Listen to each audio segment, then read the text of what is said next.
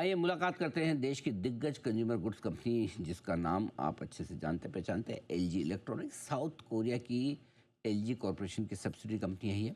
भारत में home appliances consumer electronics segment की दिग्गज कंपनी है। और हमारे साथ दो खास मेहमान कार्यक्रम में शामिल हो रहे हैं। कंपनी के डायरेक्टर और को सीएसएमओ संजय चितकारा साहब, और साथ ही chief account officer Atul Khanna साहब। संजय जी के बारे में बता दूं मैं आपको कि आपने एनआईटी कुरुक्षेत्र से बीटेक की डिग्री हासिल की है। आईएमटी गाजियाबाद से आपने post graduation diploma and business administration किया है मार्केटिंग में। और 26 साल से ज़्यादा लंबा गहरा अनुभव रखते हैं और 1999 से आप एलजी के साथ में है। अतुल खन्ना साहब भी हैं हमारे साथ में। आपने करनाल से बीकॉम की डिग्री हासिल की है ऑनर्स में, चार्टर्ड अकाउंटेंट हैं, और साल 2000 से आप भी एलजी इलेक्ट्रॉनिक्स के साथ हैं, यानी कि 25 सालों का 26 सालों का साथ आपका भी हो चुका है। आप दोनों का बहुत बहुत स्वागत है। एक बार जल्दी से नतीजे मैं हमारे दर्शकों के सामने रख दूं जो कल आए हैं बाजार बंद होने के बाद। नंबर थोड़े से कमज़ोर नज़र आ रहे हैं। आय में दिखिए 6% की कमी, 4114 करोड़। कामकाजी मुनाफा आपके लिए 42% घट कर आया है, थोड़ा ज़्यादा घटा है, 196 करोड़। मार्जिन में काफ़ी कमी आई है, 0.8% से घटकर 0.5%, यानी कि 3% करीबन मार्जिन घट गए। यहाँ पर तेज़ गिरावट होती दिखी है और मुनाफा भी 61% घट कर आता हुआ दिखा है। अतुल खन्ना साहब, शुरुआत आपके साथ करना चाहता हूँ। क्या वजह है कि नंबर्स दोनों ही फ्रंट पर, चाहे वो सेल्स हो जो घट कर आई है और चाहे मुनाफा 60% घट कर आया है, क्या वजह रही सर इस कमज़ोर रिजल्ट के पीछे? सर, अगर हम इसको देखें पर्टिकुलरली हमारे टॉप लाइन को, जो वो थोड़ी सॉफ्ट रही इस क्वार्टर में। और इसका एक वाजिब कारण है कि दिवाली फेस्टिवल जो नॉर्मली नवंबर में होता है, इस बार वो अक्टूबर में था और नवरात्रे सितंबर में थे। तो एक रीजन ये है कि ये शॉर्टर दिवाली पीरियड था। और दूसरा, दिवाली के बाद पर्टिकुलरली कंप्रेसर लेड प्रोडक्ट्स के अंदर जो है सॉफ्टनेस आ गई। एक ये रीजन रहा जिसकी वजह से हमारे ऑपरेटिंग लिवरेज का भी हमें थोड़ा सा भुगतान करना पड़ा कि वो फिक्स कॉस्ट को ऑब्जॉर्ब नहीं कर पाया। नंबर एक। नंबर दो, एक वन टाइम इम्पैक्ट हम इसको मान रहे हैं, और वन टाइम इम्पैक्ट रहा मार्जिन प्रेशर पे, जिसमें हमने लेबर न्यू वेज कोड का इम्पैक्ट हमने अकाउंट फॉर किया। और दूसरा, हमने एक और पॉइंट है जिसमें हमने एडवांस प्राइसिंग एग्रीमेंट साइन किया सीबीडीटी के साथ फॉर 9 ईयर्स, 2014 टू 2023, जिसमें हमने अपनी कंटिजेंट लायबिलिटी अंदाजा 487 करोड़ रुपए की, उस कंटिजेंट लायबिलिटी को, ट्रांसफर प्राइसिंग लिटिगेशंस को और royalty payment to parent company को हमने जीरो कर दिया। जिससे वन टाइम टैक्स आउटगो का इम्पैक्ट आया कुछ हमारे पैट के ऊपर। ये बड़े रीजन रहे। कुछ रीजन रॉ मटेरियल प्राइसेस का और एफएक्स बर्डन का भी रहा ड्यूरिंग दिस क्वार्टर। तो हम इसको कहेंगे, ये क्वार्टर जो था, एक ये वन ऑफ क्वार्टर था जिसमें हमने फेस की ये सब कमजोरियां। जबकि अगर हम आगे का पीरियड देखें, जनवरी ऑनवर्ड्स फॉर 2026, जिसमें हमने एक अच्छी सेल आउट ग्रोथ देखी for in the month of January, और consumer sentiments become positive.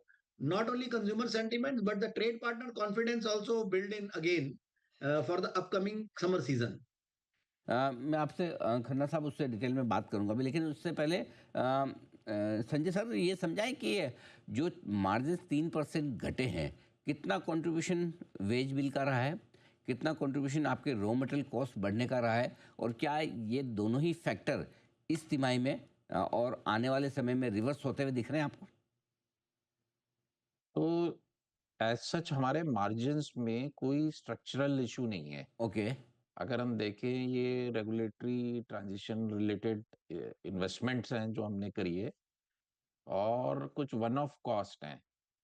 तो एज हम Q4 में मूव करेंगे या फाइनेंशियल ईयर 2027 में जाएंगे, ये चीजें इरेज हो जाएंगी। और हम इन सब चीजों को रिकवर करने के लिए कोई शॉर्ट टर्म फिक्सेस नहीं कर रहे, हम एक लॉन्ग टर्म स्ट्रेटजी पे काम कर रहे हैं। जैसे हम बहुत ही एफर्ट्स कर रहे हैं कि अपने लोकलाइजेशन को इम्प्रूव करें इस इन सारी चीजों को मिटिगेट करने के लिए, और फॉरेस्ट इम्पैक्ट्स जो आ रहे हैं। हमारा जो करंट लोकलाइजेशन है वो 54 से 56% रेंज पे आ गया है। पिछले 2-3 सालों में हमने 3 से 4% इसको इम्प्रूव किया है। हमारा आइडिया, हम इसको आगे 70% तक लेके जाएं अगले 3 साल के टाइम फ्रेम में। और इसके अलावा हम अपने प्रीमियम मिक्स को चेंज कर रहे हैं, मतलब प्रीमियम प्रोडक्ट्स ज्यादा सेल कर रहे हैं जिनमें प्रॉफिट ज्यादा है, और प्रॉफिटेबल बिजनेस के पोर्शन को बढ़ा रहे हैं, जैसे हमारा B2B सेगमेंट है या सर्विस सेगमेंट्स है। और हमने एक प्राइस इंक्रीज भी लिया है, एक डिसिप्लिन प्राइसिंग पे हम आ गए। तो हमारी 2000 क्वार्टर 4 में जो हमारे डिमांड के सिग्नल्स हैं बहुत अच्छे आ रहे हैं, और हमने जनवरी में लास्ट ईयर जनवरी से काफी बेहतर परफॉर्म किया है। तो मुझे लगता है कि हमारी ऑपरेटिंग लिवरेज इंप्रूव हो जाएगी, और जो हमारे मार्जिन्स हैं वो वापस बैक एक नॉर्मलाइज पोर्शन पे आ जाएंगे Q4 में, और you will see a better results. जैसे खन्ना साहब, आपने कहा भी कि ये एक एक्सेप्शनल क्वार्टर है। क्या समझे सर कि ये one of the worst quarter था जो पीछे रह गया, और क्या यहाँ से फिर से मार्जिन की आप क्या रेंज देखते हैं, और किस तरह की वॉल्यूम ग्रोथ और रेवेन्यू ग्रोथ का आप अनुमान लेकर चल रहे हैं चौथी तिमाही के लिए, और अगर पूरा वित्त वर्ष 2027 का एक आउटलुक दे पाएँ? अगर हम अपना क्वार्टर 4 देखें और पहले हम मार्जिन की बात करते हैं। जैसे संजय जी ने एक्सप्लेन किया कि ऑपरेटिंग लिवरेज का हमें बेनिफिट मिलेगा आने वाले समय में, जो फंडामेंटल्स हमने इम्प्रूव किए हैं क्वार्टर 3 में। और लोकलाइजेशन रेट भी हम बढ़ाते जा रहे हैं धीरे धीरे। इसका हमें बेनिफिट, ऑपरेटिंग लिवरेज का बेनिफिट हमें मिलेगा क्वार्टर 4 में और पूरे वित्त वर्ष में, FY 26 में, और गोइंग फॉरवर्ड फॉर FY 27। इसमें हम ये मान के चल रहे हैं कि हमारा जो एबिटा मार्जिन होगा पर्टिकुलरली इन क्वार्टर 4, ये डबल डिजिट में होगा। और हम पूरा साल भी डबल डिजिट में एबिटा मार्जिन को क्लोज करेंगे, ये हमारा अनुमान है अभी। जिसमें हम अपनी रेवेन्यू को भी बढ़ाएंगे। हमने जो देखा अभी जनवरी मंथ में, हमारे सेल आउट ट्रेंड के हिसाब से काफी अच्छा कंज्यूमर सेंटिमेंट्स हमने देखे मार्केट में। और ये आगे summer season, upcoming summer season जो है स्ट्रांग हमें नजर आ रहा है, क्योंकि एक बार ये समर सीजन बड़ा साइक्लिक रहता है। अगर हम पिछले 5 साल 10 साल देखें, ये बहुत ही साइक्लिक समर सीजन रहता है। आने वाले समय में हमारा फोकस जो है एक्सपोर्ट्स पे भी रहेगा, जहां हमारा अपना विजन है कि मेक इंडिया ग्लोबल, जिसको हमें आगे बढ़ाना है। और अभी जो गवर्नमेंट ने यूएस टैरिफ्स रैशनलाइजेशन हुआ है, दो द प्रोसीजरल काम अभी चल रहा है, जो हम अंदाजा लगा रहे हैं कि मार्च तक खत्म होगा। तो वित्त वर्ष 27 के अंदर पर्टिकुलरली ये हमारी एक्सपोर्ट्स को भी और बढ़ावा देगा। ठीक बात है। एक जो राय आपसे संजय जी लेना चाहता हूँ, क्या जीएसटी के बाद जो मोमेंटम बना वापस से कंजम्पशन में जोर पकड़ने का, क्या वो बरकरार होता हुआ या बढ़ता हुआ दिख रहा है आपको? जैसा अतुल जी ने बोला कि जो एक रिसेंट सॉफ्टनेस थी वो बहुत साइक्लिक नेचर की थी, कोई स्ट्रक्चरल नेचर की नहीं है। और आपको ये समझना पड़ेगा हमारे प्रोडक्ट्स बहुत ही बेसिक नेसेसिटी हैं किसी घर की, वो कोई बहुत लग्जरीज नहीं है। तो जो कोर डिमांड ड्राइवर्स हैं वो हमारे बिजनेस के लिए लो पेनिट्रेशन, जैसे एयर कंडीशनर 12 से 13% हाउस होल्ड पे ही आज इंडिया में है। प्रीमियमाइजेशन हो रहा है, कंज्यूमर ज्यादा से ज्यादा प्रीमियम प्रोडक्ट्स को ट्राई कर रहे हैं, और एनर्जी एफिशिएंट प्रोडक्ट्स की तरफ मूव हो रही है बाजार। तो इन सब चीजों से डिमांड डेफिनेटली बढ़ रही है और बढ़ेगी।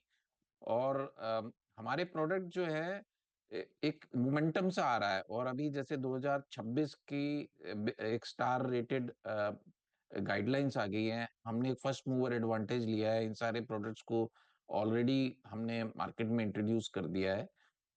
उसके अलावा कुछ मिसिंग प्रोडक्ट थे हमारे पास, जैसे 1 टन से नीचे का एसी नहीं था, फिक्स स्पीड एसी नहीं था, ये सब हमने बाजार में दे दिए हैं। और एक नई अपॉर्चुनिटी आ रही है, जैसा कि अतुल जी ने बताया कि एक ये EU FTA और USA टैरिफ के जो एक अनाउंसमेंट हुई है, उससे हमारी जैसी कंपनी जिनकी एक ग्लोबल प्रेजेंस है और ग्लोबल डिमांड भी है, और एक हमारी कैपेबिलिटी है मेक इन इंडिया की, उन्हें सबसे ज्यादा बेनिफिट होगा। और हमारा जो थर्ड प्लांट है वो अक्टूबर तक ऑपरेशनल हो जाएगा, जहां से हम अपनी एक्सपोर्ट को और एक्सपेंड करेंगे। करंटली हमारी एक्सपोर्ट करीब 7% है हमारी रेवेन्यू की, करीब 160 से 170 मिलियन यूएस डॉलर है और इसको हम डेफिनेटली आगे लेके जाएंगे। सो ओवरऑल जो है हम ऐसा बिलीव करते हैं कि हमारा बिजनेस एक बहुत ही अच्छी वेरी वेल पोजीशनड है 2027 फाइनेंशियल ईयर और क्वार्टर 4 के लिए, और we are aiming to return a stronger performance level. Okay, ये है आपके लिए पूरा का पूरा आउटलुक। बहुत बहुत धन्यवाद संजय जी और अतुल जी, आप दोनों का हमारे लिए समय देने के लिए और विस्तार से नतीजों पर बातचीत करने के लिए। जल्द आपसे फिर मुलाकात होगी। आज के लिए बहुत बहुत शुक्रिया।